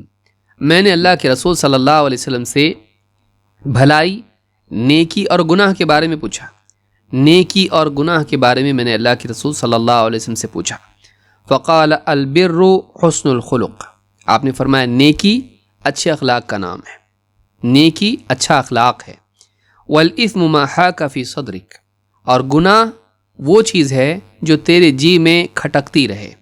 وکرہت ان یطلع علیہ الناس. اور تجھے یہ برا لگے کہ لوگوں کو اس کی خبر ہو جائے، تجھے پسند نہ ہو کہ لوگوں کو تیرا وہ عمل معلوم ہو جائے، تو وہ برائی ہے. ایسا کہ تو نہیں چاہتا کہ لوگوں کو معلوم ہو تو یہ برا ہے. تو کہا کہ نیکی کیا ہے؟ نیکی اچھے اخلاق کا نام ہے. اچھا اخلاق جو اللہ کے تعلق سے ہو، جو بندوں کے تعلق سے ہو، کہ اللہ سے انسان اچھا گمان رکھے، اللہ کی تعظیم کرے، اللہ سے یعنی شرمائیں. اور اسی طرح سے لوگوں کے باب میں بھی اچھا اخلاق ہو کہ لوگوں کا اکرام کرے، ان سے اچھی بات کرے، ان کے ساتھ احسان کا سلوک کرے، ان کا دل نہ دکھائے. تو یہ نیکی ہے. اصل جڑ نیکی کی یہ ہے کہ انسان کا معاملہ اللہ اور بندوں سے اچھا ہو، اور یہ اچھا اخلاق انسان کا ہو، یعنی اس کی شخصیت کا حصہ بھلائی ہو. یہ نہیں کہ کبھی کبھار کچھ کر لیتا ہے، اس کے خلق میں وہ چیز ہو، اس کے وجود میں وہ چیز، اس کے مزاج میں وہ چیز، اچھائیاں بسی ہوئی ہوں. یہ نیکی ہے کہ انسان کی مزاج میں بھلائی ہو، یہ نیکی ہے. امام مسلم نے اس کو روایت کیا ہے کتاب البر والصلۃ والآداب میں حدیث نمبر 2553. اچھا اخلاق، آپ یہ کہیں گے ٹھیک ہے بھائی اچھا اخلاق ہے، پھر عبادات کا کیا معاملہ ہے؟ آدمی عبادت نہیں کرتا، اچھا اخلاق؟ عبادات کی اہمیت اپنی جگہ ہے، نماز پڑھنا، روزہ رکھنا، تلاوت کرنا، یہ اپنی جگہ ہے، لیکن اچھے اخلاق کی اہمیت بھی اپنی جگہ ہے۔ بلکہ ایک انسان کا اگر اخلاق اچھا ہو تو بہت ساری نوافل عبادات کا ثواب بھی اس کو مل جاتا ہے۔ اللہ کے نبی صلی اللہ علیہ وسلم فرماتے ہیں، اب دیکھیے، ان المؤمن لیدرک بحسن خلقہ درجۃ الصائم القائم، ایک مومن اپنے اچھے اخلاق کے ذریعے سے صائم اور قائم کا درجہ پا لیتا ہے۔ صائم روزہ دار، قائم قیام اللیل کرنے والا۔ یعنی ایک مومن جب اپنے اخلاق کو اچھا بنا لیتا ہے تو اسے ایسا ثواب ملتا ہے جیسا نفل روزے رکھنے والے اور رات میں تہجد پڑھنے والے کو ملتا ہے۔ تو یہ کتنی بڑی بات ہے کہ بہت ساری عبادات کا اجر انسان کو ملتا ہے جب اس کے اخلاق اچھے ہوتے ہیں۔ تو یہ ابو داؤد اور ابن حبان میں حدیث موجود ہے، اور صحیح الجامع صغیر میں حدیث نمبر 1932 پر یہ حدیث موجود ہے، اور یہ حدیث صحیح ہے۔ تو اس سے بات معلوم ہوتی ہے کہ بہت سارے لوگوں کو آپ دیکھیے کہ نمازیں پڑھتے ہیں اور روزہ رکھتے ہیں، بہت ساری تلاوت کرتے ہیں، ذکر کرتے ہیں، پابندی سے ہوتی، کئی سالوں سے ہوتی، لیکن اخلاق اچھا نہیں ہوتا ہے۔ اخلاق اچھا نہیں ہوتا ہے کہ لوگوں کی غیبت کریں گے، لوگوں کا دل دکھائیں گے، ان پہ بہتان باندھیں گے، اور ہمیشہ لوگوں کی ٹوہ میں لگے رہیں گے کہ کسی طرح سے وہ غلط ثابت ہو جائیں تاکہ میں پاکیزہ ثابت ہو جاؤں۔ خواتین میں بھی یہ چیز بیماری ہوتی ہے اکثر۔ تو یہ چیز اگر کسی انسان میں ہے، اور نیکی کر کے بھی اللہ کے نزدیک ایسا انسان مبغوض ہوتا ہے۔ لیکن ایک انسان ہے جو بہت زیادہ نفل عبادات کا اہتمام نہیں کرتا، نفل روزے نہیں رکھتا، نفل تہجد نہیں پڑھتا، اور لیکن فرائض کا اہتمام کرتا ہے، تو ایسا انسان لیکن اس کا اخلاق اچھا ہے، لوگوں کے ساتھ بات چیت میں، لوگوں کے ساتھ سلوک میں اچھا ہے، تو یہ انسان اس انسان سے بڑھ جاتا ہے جو بہت ساری عبادات کا اہتمام کر کے لوگوں کو دل دکھاتا ہے، تکلیف دیتا ہے۔ تو معلوم یہ ہوا کہ ایک مومن اپنے اچھے اخلاق کے ذریعے سے عبادت گزاری کا بھی ثواب لے لیتا ہے۔ یہ نہیں کہ اس سے فرض نمازیں ساقط ہو جاتی ہیں، یہ نہیں کہ اس سے رمضان کے روزے ساقط ہوتے ہیں، لیکن نفل نماز اور نفل روزوں کا ثواب اس کو مل جاتا ہے اچھے اخلاق سے۔ تو کتنی بڑی نیکی اچھا اخلاق، یہ یاد رکھنا چاہیے۔ اسی طرح سے آپ دیکھیں گے کہ یہ نہ صرف انسان کے لیے آخرت میں فائدہ ہے اچھا اخلاق، بلکہ دنیاوی فائدہ بھی اس سے جڑا ہوا ہے۔ اللہ کے نبی صلی اللہ علیہ وسلم فرماتے ہیں، صلۃ الرحم وحسن الخلق وحسن الجوار، لوگوں رشتہ داروں سے رشتے ناطے جوڑے رکھنا اور ان سے اچھا سلوک کرنا، اسی طرح سے اچھے اخلاق سے لوگوں کے ساتھ پیش آنا، حسن الخلق، اور وہ حسن الجوار، پڑوسیوں کے ساتھ میں اچھا سلوک کرنا، رشتہ داروں سے سلوک اور اپنے اخلاق کو اچھا بنانا، اپنے اندر اچھی صفات پیدا کرنا، بری صفات نکالنا، اور پڑوسیوں کے ساتھ میں اچھا سلوک کرنا، پڑوس کا حق ادا کرنا۔ یعمرن الدیار ویذل الاعمار، بستیوں کو آباد کرتا ہے، یہ چیز بستیوں کو آباد کرتی ہے اور عمروں میں اضافہ کرتی ہے۔ آدمی کی عمر میں برکت کیسے ہوتی ہے؟ اچھے اخلاق کے ذریعے سے، رشتے ناطے جوڑنے سے، پڑوسیوں کے ساتھ اچھا سلوک کرنے سے۔ تو عمر کے بڑھنے کے اسباب میں سے ایک سبب اچھا اخلاق بھی ہے۔ عمر کے بڑھنے کے اسباب میں سے ایک سبب اچھا اخلاق ہے کہ اللہ تعالیٰ اس کے اچھے اخلاق کی وجہ سے اس کی عمر میں برکت ڈال دیتا ہے۔ کون نہیں چاہتا کہ اس کی عمر بڑھے؟ کون نہیں چاہتا کہ اوقات میں برکت ہو؟ اللہ رب العالمین کی طرف سے یہ چیز نعمت کے طور پر عطا ہوتی ہے جب ایک انسان کا اخلاق اچھا ہوتا ہے۔ تو اچھے اخلاق کا فائدہ دنیا میں بھی ہوتا ہے کہ اس کے اوقات میں برکت ہوتی ہے۔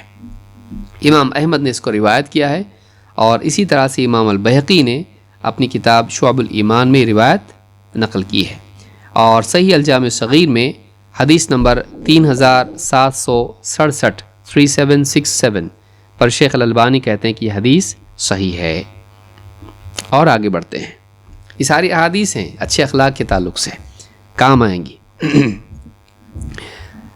اچھا اخلاق جنت میں اونچے مقام کا، نہ صرف دنیا میں عزت ملتی ہے، نہ صرف دنیا میں عمر بڑھتی ہے، نہ صرف دنیا میں انسان اچھا ثابت ہوتا ہے، لوگوں کا دل جیتتا ہے، بلکہ اسی کے ساتھ ساتھ جنت میں بھی اونچے مقام کا سبب ہے اچھا اخلاق۔ آئیے دیکھتے ہیں کہاں ہے۔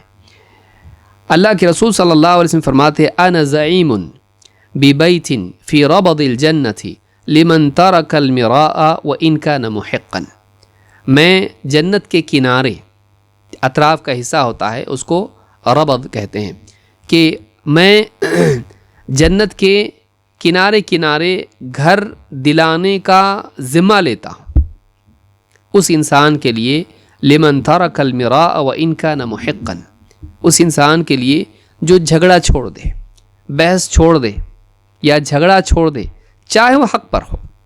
آپس میں جو جھگڑا ہے، اس کی بات صحیح ہے، یہ زمین میری ہے، یا فلاں موبائل افضل ہے، یا یہ کپڑا زیادہ اچھا ہے، یا کوئی اور بات ہو سکتی ہے، تو اگر وہ اس کی بات صحیح بھی ہو، لیکن جھگڑا بڑھانے کی بجائے جھگڑا ختم کر دے، اگر کوئی ایسا انسان ہے سمجھدار، تو کہا کہ ایسے انسان کے لیے میں جنت کے کنارے گھر کی ذمہ داری لیتا ہوں، اس کو وعدہ کرتا ہوں کہ اس کو ملے گا، میں نہیں دوں گا، اللہ تعالیٰ سے دلاؤں گا، میں ذمہ لیتا ہوں کہ اس کو یہ ملے گا۔ وَبِبَيْتٍ فِي وَسَطِ الْجَنَّةِ لِمَنْ تَرَكَ الْكَذِبَ وَإِنْ كَانَ مَازِحًا، اور جنت کے بیچوں بیچ گھر کا ذمہ لیتا ہوں ایسے انسان کے لیے جو جھوٹ چھوڑ دے، چاہے مذاق ہی میں کیوں نہ ہو، یعنی بالکل جھوٹ نہیں بولتا ہو، مذاق میں بھی جھوٹ نہیں بولتا ہو، مذاق میں بھی جھوٹ نہیں بولتا۔ بہت سارے لوگ ہوتے ہیں مذاق میں جھوٹ بول دیتے ہیں، جوک بنا بنا کے بتاتے ہیں کچھ بھی، یا پھر کسی کو ڈرانے کے حساب سے ہنسی کرنے کے لیے، دیکھو سانپ آ گیا، دیکھو تمہارے پر بچھو ہے، اس طرح کی باتیں کرتے ہیں، تمہارے پیچھے دیکھو مکڑی ہے، تو لوگوں کو اس طرح سے جھوٹ بول کے اور سب ہنستے ہیں۔ تو یہ جو چیز ہے، کہا کہ میں جنت کے بیچوں بیچ گھر کی ضمانت دیتا ہوں، ذمہ لیتا ہوں اس انسان کے لیے جو جھوٹ چھوڑے، چاہے مذاق ہی میں کیوں نہ ہو۔ وَبِبَيْتٍ فِي أَعْلَى الْجَنَّةِ لِمَنْ حَسَّنَ خُلُقَهُ، تیسری چیز کیا ہے؟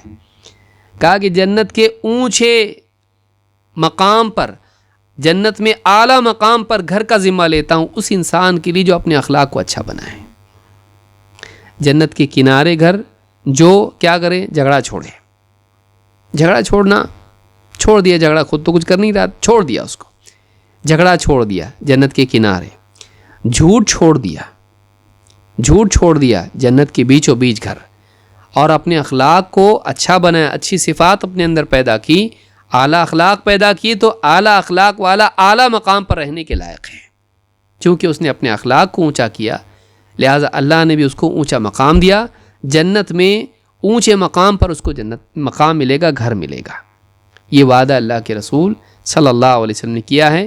امام ابو داؤد نے اس حدیث کو روایت کیا ہے، صحیح الجامع الصغیر حدیث نمبر 1464، اور حدیث حسن ہے۔ اور آگے بڑھتے ہیں۔ قیامت کے دن اچھا اخلاق ترازو میں بھاری ہوگا۔ اللہ کے نبی صلی اللہ علیہ وسلم کے صحابی ہیں انس رضی اللہ تعالیٰ عنہ، کہتے ہیں لقی رسول اللہ صلی اللہ علیہ وسلم ابا ذر، اللہ کے رسول صلی اللہ علیہ وسلم کی حضرت ابو ذر رضی اللہ تعالیٰ عنہ سے ملاقات ہوئی، فقال یا ابا ذر الا ادلک علی خصلتین ہما اخف علی الظہر واثقل فی المیزان من غیرہما، کہا کہ اے ابو ذر، کیا میں تمہیں دو خصلتوں کی طرف رہنمائی نہ کروں؟ کیا میں دو خصلتیں تمہیں نہ بتاؤں، دو صفات تمہیں نہ بتاؤں؟ ہما اخف علی الظہر، جن کا بوجھ انسان پر زیادہ نہیں ہے، انسان کی پیٹھ پر ان کا بوجھ زیادہ نہیں ہے، واثقل فی المیزان من غیرہما، لیکن ان کے علاوہ جو اعمال اور صفات ہیں ان کے مقابلے میں یہ اللہ کی میزان میں، اللہ کی ترازو میں قیامت کے دن کے اعتبار سے زیادہ وزنی ہیں، ان کا بہت وزنی نیکیاں ہیں۔ یہ دو صفات ہیں، کیا ہیں وہ؟ قال بلا یا رسول اللہ، کہا کہ اللہ کے رسول ضرور بیان کیجئے، بتائیے۔ قال علیک بحسن الخلق وطول الصمت، آپ نے فرمایا کہ حسن الخلق، خبردار اہتمام کرتے رہو، کس چیز کا؟ بحسن الخلق، اچھے اخلاق کا اہتمام کرو، وطول الصمت، اور زیادہ چپ رہنے کا اہتمام کرو، زیادہ چپ رہنے کا اہتمام کرو کہ اپنے اخلاق کو اچھا بناؤ اور کم گویائی اختیار کرو، کم گوئی اختیار کرو، کم بولو، کیونکہ بولنے میں ساری مصیبت ہے۔ بولنے میں آدمی مذاق اڑایا، جھوٹ بولا، وعدہ خلافی کیا، بولنے میں آدمی فضول باتیں کیا، تو زبان بہت آسانی سے چلتی ہے اور بہت آسانی سے جنت کی بجائے جہنم کی طرف لے جاتی ہے۔ قال علیک بحسن الخلق وطول الصمت فوالذی نفس محمد بیدہ، قسم ہے اس ذات کی جس کے ہاتھ میں محمد کی جان ہے، ما عمل الخلائق عملا احب الی اللہ منہما، اللہ کے بندوں میں کسی نے ان دو چیزوں سے بڑھ کے محبوب عمل نہیں کیا جو اللہ کے نزدیک محبوب ہو۔ ان دو چیزوں سے زیادہ پیارا عمل اللہ کے نزدیک کوئی نہیں جو بندوں نے کیا ہو۔ کیا؟ اپنے اخلاق کو اچھا بنانا اور زیادہ سے زیادہ چپ رہنا۔ ہاں، جب بولنے کا وقت آئے تو بولنا، حق بات بولنا، لیکن فضول سے خاموش رہنا۔ تو یہ دو چیزیں ایسی ہیں کہ جو بہت ہی ہلکی ہیں عمل کرنے کے اعتبار سے، لیکن بہت بھاری ہیں اللہ تعالیٰ کی ترازو میں قیامت کے دن۔ امام الطبرانی نے اس کو روایت کیا ہے الکبیر میں، امام البیہقی نے اس کو روایت کیا ہے شعب الایمان میں، اور امام البزار نے اپنی مسند میں اس کو روایت کیا ہے۔ اسی طرح سے شیخ الالبانی نے اس کو الصحیحہ میں کہا ہے کہ حدیث حسن درجے کی ہے، اور حدیث نمبر ہے 1938، الصحیحہ میں یہ حدیث موجود ہے۔ اس سے بات معلوم ہوتی ہے کہ اللہ کے نزدیک اچھا اخلاق بہت محبوب ہے، اور قیامت کے دن اچھے اخلاق کو بھی ترازو میں تولا جائے گا اور ان کا وزن بھاری نکلے گا، اچھے اخلاق کا وزن بھاری نکلے گا۔ اچھے اخلاق کی بنیاد کس پر ہوتی ہے؟ اللہ کے خوف پر۔ اللہ کا ڈر جب زندگی میں آتا ہے تو انسان برے اخلاق سے بچ کے اچھے اخلاق کا اہتمام کرنے والا ہوتا ہے۔ جب اللہ کی عظمت کا احساس انسان کے دل میں آتا ہے تو پھر اس کی زندگی سے گھمنڈ اور تکبر نکل کر تواضع پیدا ہوتی ہے، اور اللہ تعالیٰ کے کرم کو، اللہ کی سخاوت کا شعور جب اس کو پیدا ہوتا ہے تو پھر وہ لوگوں کے ساتھ بھی اچھا سلوک کرنے والا بنتا ہے اور ان پر لٹانے والا بنتا ہے۔ اللہ کے نبی صلی اللہ علیہ وسلم فرماتے ہیں، اتق اللہ حیثما کنت، جہاں کہیں تو ہو اللہ سے ڈرتا رہے، وَأَتْبِعِ السَّيِّئَةَ الْحَسَنَةَ تَمْحُوهَا، اور اگر تجھ سے کوئی برائی ہو جائے تو فوراً اس کے بعد بھلائی کر لے، وہ بھلائی اس برائی کو مٹا دے گی۔ وَخَالِقِ النَّاسَ بِخُلُقٍ حَسَنٍ، اور لوگوں کے ساتھ اچھا سلوک کر۔ تین باتیں بیان کی اللہ کے نبی صلی اللہ علیہ وسلم نے۔ نمبر 1، تقوی، جہاں بھی ہو اللہ سے ڈر، برائی سے بچ، اور اللہ کا خوف دل میں رکھ۔ اللہ کا خوف ساری خیر کی جڑ ہے، تو اللہ سے ڈر۔ نمبر 2، تقوی کا اہتمام کر، اللہ سے ڈر کے برائیوں سے بچ۔ لیکن انسان کمزوری ہے، اس میں کوتاہی ہے، کچھ نہ کچھ غلطی ہو جائے گی، تو پھر اب تقوی کے بعد اس کے باوجود، کوشش کے باوجود، گناہوں سے بچنے کی پورے مجاہدے کے باوجود بھی تجھ سے غلطیاں ہوں گی، تو ان کا تدارک کر۔ وَأَتْبِعِ السَّيِّئَةَ الْحَسَنَةَ تَمْحُوهَا، تجھ سے برائی ہو جائے اس کے بعد بھلائی کر لے، وہ اس کو مٹا دے گی۔ برائی ہو جانے پر توبہ کے ذریعے سے، یا کسی پر ظلم ہوا تو معافی مانگ کر، یا اس پر احسان کر کے، کسی کا حق چھینا تھا تو لوٹا کر اس کا تدارک کر، اس برائی کو مٹانے والا عمل کر۔ وَأَتْبِعِ السَّيِّئَةَ الْحَسَنَةَ تَمْحُوهَا، وہ نیکی اس برائی کو مٹا دے گی۔ اور تیسری چیز کیا ہے؟ وَخَالِقِ النَّاسَ بِخُلُقٍ حَسَنٍ، اور لوگوں کے ساتھ اچھے اخلاق سے پیش آ۔ تقوی اور اچھا اخلاق، یہ دو چیزیں ہیں۔ تقوی اللہ کا محبوب بناتا ہے، الا ان اولیاء اللہ لا خوف علیہم ولا هم يحزنون الذین آمنوا وکانوا یتقون۔ دیکھیے، اللہ کا ولی کب بنتا ہے انسان؟ دو چیزیں آئیں، ایمان اور تقوی۔ خبردار، اللہ کے اولیاء پر نہ کوئی خوف ہے، نہ ان کے لیے کوئی غم ہے آخرت میں۔ کون ہیں اولیاء؟ الذین آمنوا وکانوا یتقون، یہ وہ لوگ ہیں جو ایمان لائیں اور تقوی شعار بنے رہے، پرہیزگاری کا اہتمام کرتے رہے، برائیوں سے بچتے رہے۔ تو نمبر 1، اللہ کا ولی بننے کے لیے تقوی ضروری ہے، تو اللہ کا محبوب بننا۔ لیکن بندوں کا محبوب، بندوں کے ہاں انسان ان کے دلوں میں جگہ بنانا اچھے اخلاق سے بناتا ہے۔ تو اللہ سے معاملہ صحیح ہونے کے لیے تقوی چاہیے، اور بندوں سے معاملہ صحیح ہونے کے لیے اچھا اخلاق چاہیے۔ ابن قیم رحمۃ اللہ علیہ فرماتے ہیں کہ اللہ کے نبی صلی اللہ علیہ وسلم نے ان دونوں چیزوں کو یہاں پر جمع کر دیا ہے کہ انسان کا معاملہ اللہ سے بھی اچھا ہو جائے، بندوں سے بھی اچھا ہو جائے۔ اللہ سے معاملہ اچھا کرنے کے لیے تقوی والا بن، بندوں سے معاملہ اچھا کرنے کے لیے اچھے اخلاق والا بن۔ اور بیچ والی بات کیا ہے؟ غلطی ہوتی رہے گی، کوتاہی ہوتی رہے گی، بھرپائی کرتا رہے، بھرپائی کرتا رہے اس کی۔ برائی ہو جائے تو رک مت جا، اب ٹھیک ہے نہیں ہو پائے گا مجھ سے، میں برائی ہوں، نہیں، اس کو مٹانے کی کوشش کر، اس کو مٹانے کی کوشش کر۔ اپنے کپڑوں کو بچا گندگی سے، لگ جائے تو اب لگ گئے جانے دو، کیا کرنا، ایسا کرتا نہیں، دھو جلدی سے اس کو، دھو جلدی سے اس کو۔ تو برائی ہو جانے اس کی مٹانے کے لیے کوئی ایسا عمل کر جس سے وہ اس کا، تیرے دامن سے اس کا دھبا نکل جائے، تیرے دل پر سے گناہ کا دھبا ہٹ جائے، ایسا عمل کر۔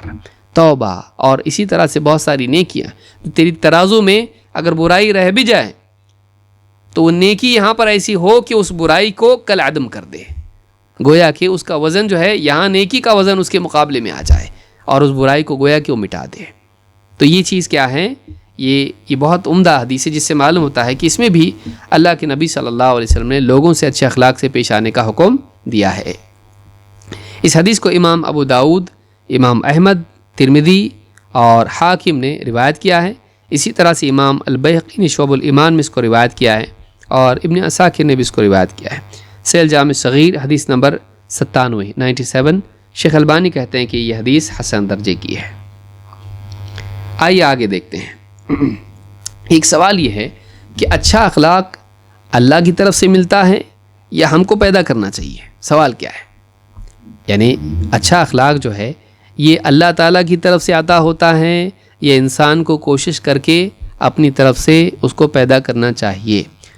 دونوں ہیں۔ اللہ بھی انسان کو اوصاف دیتا ہے، اور انسان بھی اس کا مکلف ہے کہ وہ اچھے اخلاق کا اہتمام کرے اور برے اخلاق سے بچے۔ دلیل کیا ہے اس کی ہم دیکھتے ہیں۔ اشج العصری کہتے ہیں، یہ صحابی ہیں، اشج عصری کہتے ہیں کہ انہ اتى النبی صلی اللہ علیہ وسلم فی رفقۃ من عبد القیس لیزورہ فاقبلوا، کہتے ہیں کہ وہ اللہ کے نبی صلی اللہ علیہ وسلم کی خدمت میں حاضر ہوئے اپنے بعض رفقا کے ساتھ، اپنے ساتھیوں کے ساتھ جو عبد القیس سے تھے، قبیلے سے تھے، تاکہ آپ سے ملاقات کریں نبی صلی اللہ علیہ وسلم سے۔ فاقبلوا، تو یہ ان کے جو ساتھی ہیں یعنی سفر میں نکلے اور پہنچے، آئے۔ فلما قدموا رفع لهم النبی صلی اللہ علیہ وسلم فاناخوا رکابهم، جب وہ آئے تو اللہ کے نبی صلی اللہ علیہ وسلم نے ان کے لیے اپنا پردہ ہٹایا، یا آپ نے ان کے لیے، آپ ان کے سامنے پیش ہوئے، آئے یا ان کے لیے اہتمام کیا۔ فاناخوا رکابهم، تو انہوں نے اپنے اونٹوں کو بٹھایا۔ فابتدر القوم ولم يلبسوا الا ثياب سفرهم، اونٹوں کو بٹھایا، فوراً جا کے جو سفر کے کپڑے تھے وہی، اب ظاہر بات ہے اس زمانے میں یعنی دھول میں اٹے ہوں گے، ریگستان میں آدمی سفر کرتا ہے تو کپڑوں پہ مٹی وغیرہ لگی ہوتی ہے، صاف ستھرے کپڑے تو ہوتے نہیں ویسے، تو جس حال میں آئے تھے اونٹ بٹھائے اور فوراً اللہ کے نبی صلی اللہ علیہ وسلم کی خدمت میں حاضر ہوئے۔ فابتدر القوم ولم يلبسوا الا ثياب سفرهم واقام العصري فعقل ركائب اصحابه وبعيره، لیکن حضرت اشج عصری جو ہے وہ آگے نہیں گئے بلکہ وہ رکے رہے، اور انہوں نے کیا کیا، اپنے اور اپنے ساتھیوں کے جو اونٹ ہیں ان کو انہوں نے چھوڑ کے چلے گئے اللہ کے رسول صلی اللہ علیہ وسلم کے پاس، تو انہوں نے ان کے بھی اونٹ باندھے اور اپنے بھی اونٹ کو کیا کیا، باندھا، کھونٹے سے باندھا تاکہ بھاگ نہ جائے کہیں۔ ثم اخرج ثیابہ من عیبتہ، پھر اپنا جو صندوق تھا کپڑوں کا جس میں کپڑے انسان رکھتا ہے، تو اس میں سے اپنے اچھے کپڑے جو تھے وہ نکالے۔ وذالک بعین رسول اللہ صلی اللہ علیہ وسلم، اور اللہ کے رسول صلی اللہ علیہ وسلم سب کا حال دیکھ رہے تھے کہ وہ لوگ دوڑے دوڑے فوراً جو ہے اپنے اونٹوں کو بٹھایا، انہی حال پہ چھوڑ دیا، کپڑے بھی وہی تھے، فوراً آ گئے ملنے کے لیے، اور وہ جو ہیں سکون کے ساتھ میں اپنے اونٹ کو بٹھایا، پھر اس کو باندھا، دو ساتھیوں کے بھی اونٹوں کو باندھا، پھر صندوق کھول کے کپڑے اچھے نکالے، ان کو پہن کے پھر اللہ کے نبی صلی اللہ علیہ وسلم کے پاس آئے، تو آپ اس کو دیکھ رہے تھے۔ ثم اقبل الی النبی صلی اللہ علیہ وسلم فسلم علیہ، اور پھر اللہ کے نبی صلی اللہ علیہ وسلم کی خدمت میں حاضر ہوئے اور آپ کو سلام کیا۔ فقال له النبی صلی اللہ علیہ وسلم ان فیک لخصلتین یحبہم اللہ ورسولہ، تمہارے اندر دو خصلتیں ہیں، دو صفات ہیں جنہیں اللہ بھی پسند کرتا ہے اور اللہ کا رسول بھی پسند کرتا ہے، یعنی میں اللہ کے نبی صلی اللہ علیہ وسلم، تو اللہ اور اس کا رسول ان خصلتوں کو پسند کرتا ہے۔ قال ما ہما، کہا اللہ کے رسول وہ کیا ہیں؟ قال الانات والحلم، وہ دو صفات کیا ہیں؟ الانات، ترتیب سے بالکل یعنی ڈسپلن کے ساتھ کسی کام کو کرنا، جلد بازی نہیں بلکہ سکون و وقار کے ساتھ کسی کام کو کرنا، اس کو کہتے ہیں الانات۔ اور الحلم، سمجھداری، سوجھ بوجھ، اسی لیے حدیث میں آیا ہے کہ لیلنی منکم اولو الاحلام والنہی، صف میں نماز میں امام سے مجھ سے قریب وہ لوگ رہیں جو اولو الاحلام والنہی ہوں۔ تو یعنی حلم جو ہے یہ عقل کے لیے بھی استعمال ہوتا ہے، تو یہاں پر اسی لیے شیخ محمد بن علی الاثیوبی انہوں نے کہا کہ وَأَمَّا الْحِلْمُ فَهُوَ الْعَقْلُ، یہاں پر حلم سے مراد کیا ہے؟ عقل ہے، عقل ہے۔ تو کہتے ہیں کہ تمہارے اندر دو خصلتیں ہیں، کہا وہ کیا ہیں؟ تو کہا کہ وہ ہے الانات، سکون و وقار کے ساتھ کام کو کرنا، جلدی اور گڑبڑاہٹ کے ساتھ نہیں کرنا، اور دو سمجھداری سے کرنا۔ انہوں نے سوچا دیکھو نبی سے ملاقات کے لیے جا رہے ہیں، تھوڑا صاف ستھرا ہو کے جانا چاہیے، اور دیکھو یہ اونٹ چھوڑ کے چلے گئے میرے ساتھی، بھاگ جائیں گے اونٹ تو کیسا ہوگا، تو انہوں نے اونٹوں کو بھی باندھا، سوجھ بوجھ کے ساتھ، سمجھداری کے ساتھ اور سکون کے ساتھ۔ سوجھ بوجھ اور سکون یہ دو چیزیں ہیں اور جڑی ہوئی ہیں دونوں چیزیں۔ تو کہا کہ تمہارے اندر یہ دو چیزیں ہیں۔ قال، اب دیکھیے سوال کیا پوچھا انہوں نے، یہ خود ان کی سوجھ بوجھ کی علامت ہے۔ قال شیء جبلت علیہ او شیء اتخلقہ، کہا اللہ کے رسول یہ جو دو چیزیں ہیں یہ میری جبلت میں تھیں، اللہ نے ان پر مجھ کو پیدا کیا، یا میں نے اپنے اندر یہ پیدا کی ہیں صفات، میں نے کوشش سے ان کو حاصل کیا ہے، کیا ہے یہ؟ قال لا بل جبلت علیہ، کہا نہیں بلکہ یہ تمہارے اندر اللہ کی طرف سے تمہاری جبلت میں ڈالی گئی ہیں، تمہارے نیچر میں یہ چیز ڈالی گئی ہیں۔ قال الحمدللہ، تو کہا الحمدللہ، تمام تعریف اللہ کے لیے، اللہ نے ڈالا تو ہم کس کی کریں گے؟ اللہ کی کریں گے۔ کہا الحمدللہ، دیکھیے یہ بھی سمجھا کہ اللہ نے جب یہ نعمت عطا کی ہے تو اللہ کی حمد کرنی چاہیے۔ تو ابن حبان نے اس کو روایت کیا ہے، اور التعلیقات الحسان میں حدیث نمبر 7159 پر شیخ الالبانی نے اس کو ذکر کیا ہے۔ ایک طریق میں ہے، انہوں نے کہا الحمدللہ الذی جبلنی علی خلقین احبہم اللہ، کہا تمام تعریف اللہ کے لیے ہے جس نے مجھے ایسے اخلاق عطا کیے، ایسی دو صفتیں عطا کی جنہیں اللہ پسند کرتا ہے۔ تو یعنی مجھ کو کوشش بھی کرنا نہیں پڑی، اللہ نے میری فطرت میں ان چیزوں کو ڈال دیا اور اللہ ان کو پسند بھی کرتا ہے، تو کتنی اچھی بات ہے، تمام تعریف اللہ کے لیے ہے۔ تو اس کو امام البخاری نے اپنی کتاب الادب المفرد میں روایت کیا ہے، اور حدیث نمبر 584، حدیث صحیح ہے۔ تو اس سے معلوم ہوتا ہے کہ ایک بات تو یہ معلوم ہوئی کہ اخلاق میں سے بعض اخلاق ایسے ہوتے ہیں کہ اللہ تعالیٰ بعض بندوں میں ڈال دیتا ہے، پیدائشی ذہین ہوتے ہیں، پیدائشی صبر والے ہوتے ہیں، پیدائشی محنت کرنے کا مزاج ہوتا ہے، پیدائشی فرما بردار ہوتے ہیں، پیدائشی لوگوں سے اچھی بات کرنے والے ہوتے ہیں، تو صفات اللہ کی طرف سے بھی ملتی ہیں۔ تو یہ چیز اس حدیث سے معلوم ہوئی۔ اسی لیے ایک حدیث میں اللہ کے نبی صلی اللہ علیہ وسلم فرماتے ہیں ان الناس لم يعطوا شيئا خيرا من خلق حسن، لوگوں کو اچھے اخلاق سے بڑھ کر کوئی چیز نہیں ملی۔ لوگوں کو اگر کوئی چیز اللہ نے دی ہے تو اچھے اخلاق سے بڑھ کے کوئی چیز نہیں، جس میں ایمان بھی آ جاتا ہے اللہ سے اچھا معاملہ کرنا۔ تو اس حدیث کو امام طبرانی نے الکبیر میں روایت کیا ہے، صحیح الجامع الصغیر حدیث نمبر 1977، حدیث صحیح ہے۔ اسی طرح سے ایک اور حدیث ہے کہ خیر ما اعطی الناس خلق حسن، سب سے بہترین چیز جو لوگوں کو عطا کی جاتی ہے اللہ کی طرف سے وہ اچھا اخلاق ہے۔ امام احمد، نسائی، ابن ماجہ اور حاکم نے اس کو روایت کیا ہے، صحیح الجامع الصغیر حدیث نمبر 3321 اور حدیث صحیح ہے۔ یہی وجہ ہے کہ اللہ کی طرف سے جب ملتی ہے تو اللہ سے مانگنا چاہیے، تو اچھا اخلاق اللہ سے مانگنا چاہیے۔ اللہ کے نبی صلی اللہ علیہ وسلم کی ایک حدیث ہے جو شاید آپ نے اس سے پہلے نہ سنی ہو، ابو امامہ رضی اللہ تعالیٰ عنہ کہتے ہیں کہ ما دنوت من نبیکم صلی اللہ علیہ وسلم فی صلاۃ مکتوبۃ او تطوع الا سمعتہ یدعو بہؤلاء الکلمات الدعوات۔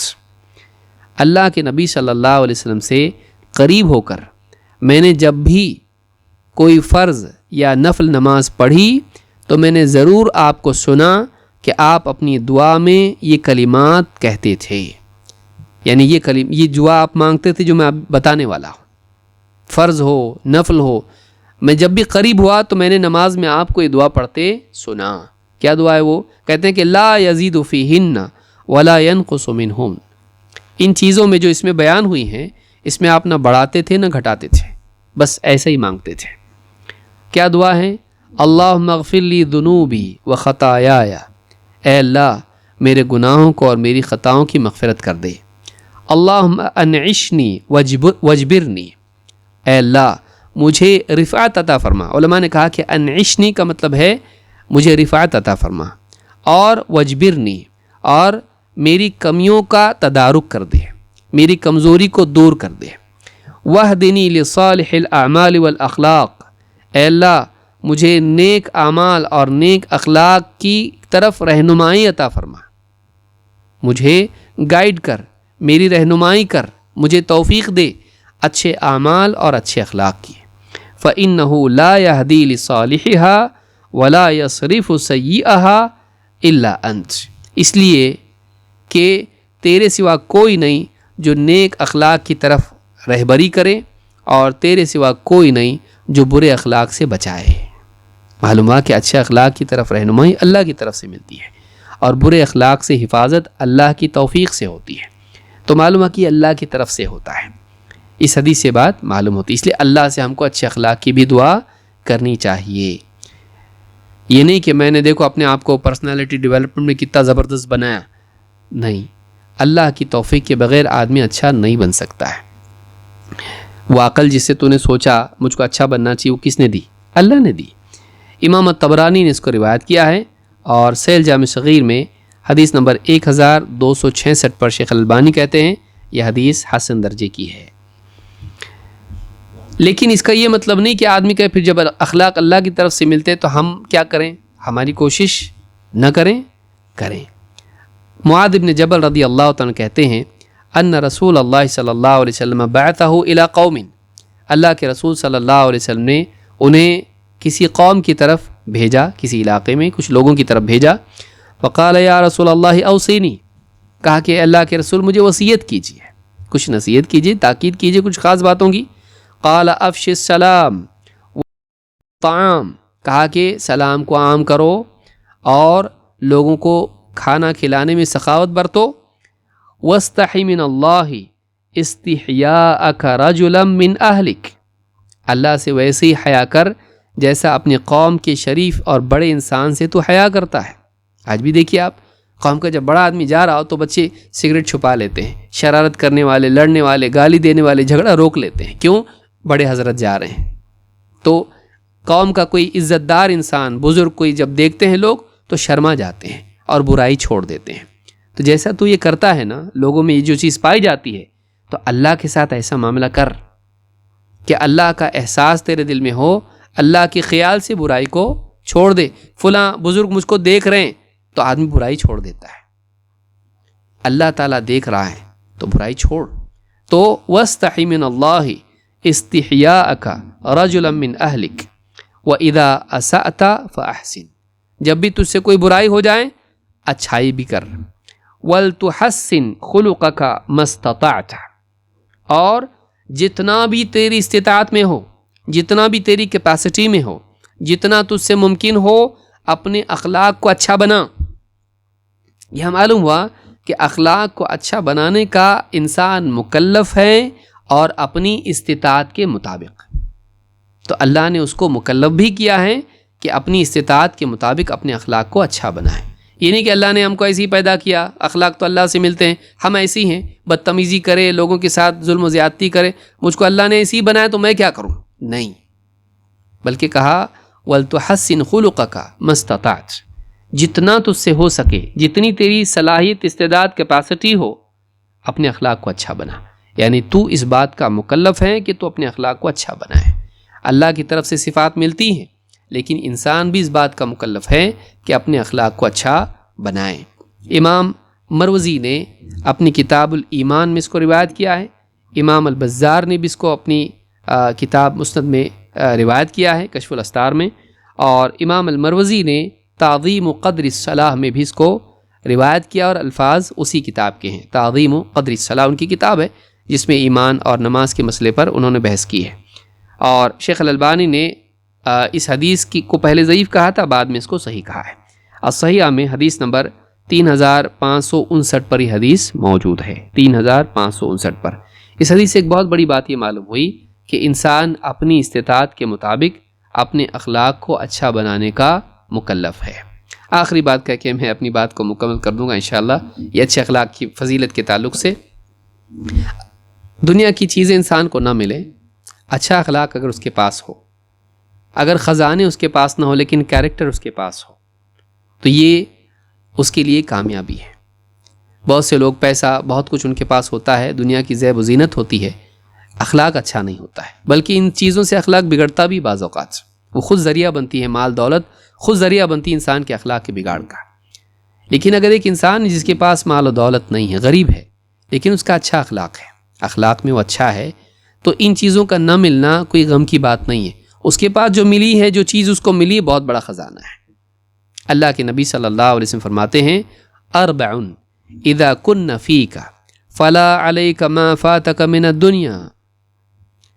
4 چیزیں ہیں اگر تجھے مل جائیں تو دنیا میں سے تو نے کچھ کھویا ہے تو اس پہ کوئی غم کی بات نہیں ہے.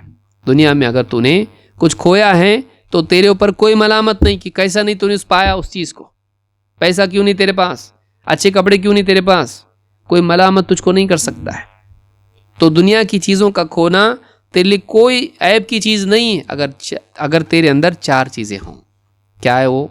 صدق الحدیث، صدق الحدیث، بات میں سچا ہونا، بات میں سچا ہونا. وحفظ الامانہ، کہ اگر تیرے پاس کسی کی امانت ہو، چاہے قول یا مال کی، اس امانت کی تو حفاظت کرے. 3 وحسن الخلق، اچھا اخلاق، اچھا اخلاق. اور 4 وعفت مطعم، کھانے میں عفت برتنا. دیکھیے عفت اس میں بھی آتی، مال میں بھی آتی ہے اور شرمگاہ کے اعتبار سے بھی آتی ہے. کہا کہ وعفت مطعم، کھانے کے اعتبار سے تیرے اندر عفت ہو، یعنی حرام نہ کھائے، تو حرام نہ کھائے بلکہ کیا کھائے، تیرا رزق حلال ہی ہو، حرام سے تو بچنے والا ہو. تو 4 چیزیں کیا ہیں؟ بات میں سچا ہونا، سچ بولنا. 2 امانت دار ہونا. 3 اچھے اخلاق والا ہونا. اور 4 حلال کھانے والا ہونا. 4 چیزیں ہیں، یہ مل گیا، دنیا نہیں ملی چلتا. 4 چیزیں کیا ہیں؟ سچائی اور امانت داری اور اچھا اخلاق اور حلال رزق کا اہتمام. تو یہ 4 چیزیں اگر مل جائیں، دنیا نہ بھی ملے کوئی بات نہیں. امام احمد، الطبرانی اور حاکم اور امام البیہقی نے اپنی شعب الایمان میں اس حدیث کو روایت کیا ہے، اور صحیح الجامع صغیر میں حدیث نمبر 873 پر شیخ الالبانی کہتے ہیں کہ حدیث صحیح ہے. تو یہ کل ملا کے کئی حدیثیں ہیں جو ہم نے اچھے اخلاق سے متعلق دیکھیں. اللہ رب العالمین سے دعا ہے کہ ہمیں اس بات کی توفیق عطا فرمائیں کہ ہم اپنے اخلاق کو بہتر بنائیں، اور اللہ تعالیٰ اپنی طرف سے ہم کو اعلیٰ صفات اور اعلیٰ اخلاق عطا فرمائیں تاکہ ہم دنیا اور آخرت میں کامیاب ہوں. انشاءاللہ اگلے درس میں ہم جو احادیث اس باب کی ہیں ان میں سے سب سے پہلے جو یہاں بھی بیان ہوئی ہے صدق الحدیث، انشاءاللہ اسی سے ہم بات شروع کریں گے کہ سچ بولنا کتنا ضروری ہے اور اعلیٰ اخلاق میں بہت اونچی چیز ہے۔ اقول ھذا واستغفر اللہ لی ولکم۔